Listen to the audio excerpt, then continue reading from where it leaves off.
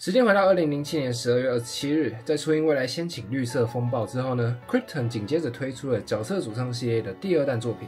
没错，它就是代号 CV02 的静音莲跟静音铃，他们的姓氏静音，以官方的角度来讲，意思就是从镜子反射出来的声音，而名字铃跟莲则分别象征着左跟右声道，就是 Ling Len。有趣的是，他们的声音其实都是同一位声优配的。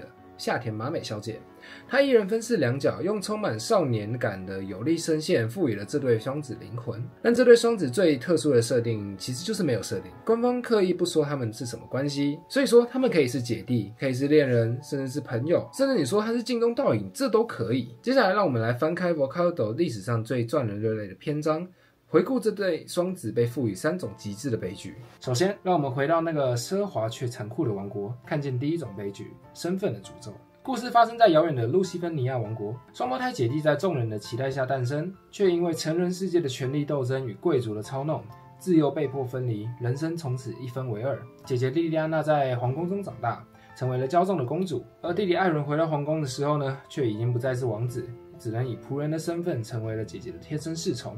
为了守护这唯一的血亲，弟弟决定不惜一切，哪怕要背负着恶名，也要守护姐姐。当国家发生饥荒时，亲卫队队长雷翁哈特仅仅是谏言了几句，就被公主处死。而动手的那个人呢，正是弟弟。这一箭也让雷翁哈特的女儿杰尔美诺发誓要复仇。命运的玩笑从未停止。有一次，弟弟出使邻国，对艾尔菲哥特王国的律法少女米卡拉一见钟情。但残酷的是，米卡拉爱的是南法青年凯尔马龙，而这位凯尔恰好又是姐姐莉莉安娜单恋的对象。嫉妒之火吞噬了公主的理智，她下令毁灭艾尔菲哥特王国，并要求弟弟亲手杀掉米凯拉。那一夜，弟弟独自哭泣，但他还是动手了，因为他曾经说过，如果姐姐是恶魔，那我也会成为恶魔。最终，复仇的业火终于烧毁了王宫。杰尔美诺与凯尔率领的革命军攻破大门，在最后时刻，弟弟提出了交换身份的请求。面对崩溃大哭的姐姐，他温柔地说：“别哭，如果能投胎转世的话，那我们再一起玩吧。”他将姐姐推入了密道，自己则穿上了那华丽的礼服，代替她走向了终点。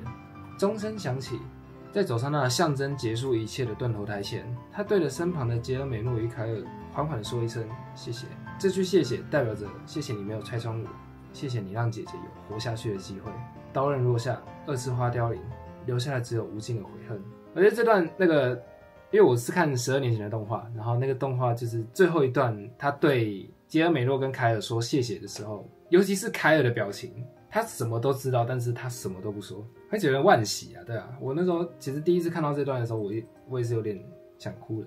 这包含我现在在讲这个故事的时候，其实那个感情也是在的。最终，艾伦用生命偿还了罪孽，让这段故事落下帷幕。然而，精英双子的苦难并没有因此结束。如果说二之系列是因为个人的任性导致了悲剧，那么接下来这个故事则是个人的渺小感情被时代的恶意无情碾压。场景从金碧辉煌的王宫转到了冰冷灰暗的集中营。这一次，阻挡在他们中间的并不是身份，而是那一层无法跨越的铁丝网。故事的男孩被关押在一个残酷的集中营里，而女孩则是军官的女儿，因为体弱多病，常年居住在医院里。这本该是2条平行线，无法相交，但却因为一道铁丝网而交汇。女孩唯一的慰藉就是来到父亲工作的集中营外，隔着冰冷的栏杆看着男孩。他们无法触碰彼此，只能将心意折成纸飞机，互传着书信。在那个战火纷飞的年代，军官的女儿和囚犯的恋爱是绝对的禁忌。最终，事情还是败露了。女孩的父亲勃然大怒，禁止女儿再与男孩接触。女孩的病情急转直下，她预感到自己的死期将至，于是偷偷逃出医院，换上了最好看的礼服，只想再见男孩最后一面。她隔着铁丝网告诉他：“我要去一个很远的地方了。”男孩说：“他会永远等待着你，并珍藏每一封信。”然而，就是这最终的见面让女孩的病情恶化，她的父亲因此大怒，而这位军官最终冲进集中营，当着男孩的面，无情地撕碎了女孩写给他的所有信件。男孩悲愤交加，冲上去反抗，换来的却是被拖进毒气室的结局。在毒气弥漫的最后一刻，男孩手里紧握着残破的纸片，心里想的依然是那个爱笑的女孩。他们终于能够在没有围墙的天国重逢。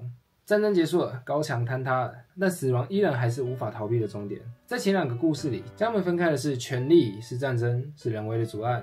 但如果这个世界并没有任何坏人呢？这个故事的背景被设定在一片天寒地冻、无边无际的冰雪之中。林离开了，去了遥远的天国，只留下冰冷的躯体躺在雪地里。第一首《Soundless Voice》是连的主场。说实话，听这首歌的时候，你甚至不需要去看歌词，也不需要去深究细节，光是听连那个被压抑颤抖的歌声，你就能感受到一种强烈的窒息感。那是一种把所有情绪狠狠压在心底，想哭却哭不出来的沉重。连只能不断地回忆过去那些美好时光，但回忆越温暖，现实的雪就越冰冷。而续作《Pro of Life》是林的视角。这首歌最残忍的地方在于，它并不是一首安详的离别曲，而是一首永生的歌。林在歌词里用了春天与新芽来比喻万物的重生复苏。他看着雪融化，看着生命的重新发芽，他内心深处其实发出了强烈的呐喊，也就是我想要活下去，我想要像这些新芽一样迎来春天。但讽刺的是，世界苏醒了，但它却永远的沉睡。那种希望时间倒流却不可得的绝望，透过耳机直接传达到我心里面。不管这谁听到都会胃痛吧。无论是替姐姐赴死的艾伦，在毒气室里紧握着信纸的囚徒，还是在雪声中独自嘶吼的莲。精英的3大悲剧之所以经典，是因为他们演绎了3种极致的爱：无私的牺牲、跨越阶级的执着，以及面对死亡时无数的温柔。讲完这3个故事，你可能会好奇，为什么是静音？为什么初音未来的名曲多半是世界第一的公主殿下这种可爱风，或是千本樱这种帅气风格？但静音双子的话，总是会联想到悲剧呢？这其实跟他们的声音特质有关。当年 Crypton 为了让静音的声音更有表情，在开发完静音之后呢，再开发了一个 DLC 名为 Abdon 的扩充音色库，其中静音连有一个非常著名的音色是 Power。比起初音那种完美空灵的电子歌姬音色，静音连的 Power 音色听起来更像是一个正在变声期的14岁少年。他的声音比较有棱有角，比较有颗粒感。当 P 组把他的高音拉高的时候呢，那种听起来虽然不完美，但是拼尽全力的呐喊，刚好完美对应了我们青春里那种最无助的情绪。而精灵的高音就是更尖锐并具有穿透力，像是名曲 Lost One 的嚎哭，那种像是要把喉咙撕破的张力，听了真的会让人起鸡皮疙瘩。正是因为这对双子的声音不走完美路线，而是充满人性的挣扎。后来像是 Nelu 这样的创作者才那么喜欢用他们来写反抗社会的歌曲，他们不再直呼，开始替我们尖叫。这也是为什么过了不管10年啊，或是16年，当我们觉得现实生活很闷燥的时候，静音双子的声音永远都是能击中我们心脏的那一个。好，那今天的影片就到这边先结束啦。以上有部分都是我自己的观点，以及我自己上网查到的资料。如果有错误的地方，请在留言区指正我一下。然后，如果喜欢这部影片的话，可以帮我按赞、订阅、分享，然后把这部影片热推到最高。我是西瓜，我们下次再见啊！对，补充一点，今天是静音双子的生诞。好，我只是想跟大家说一件事。好，再见，拜拜。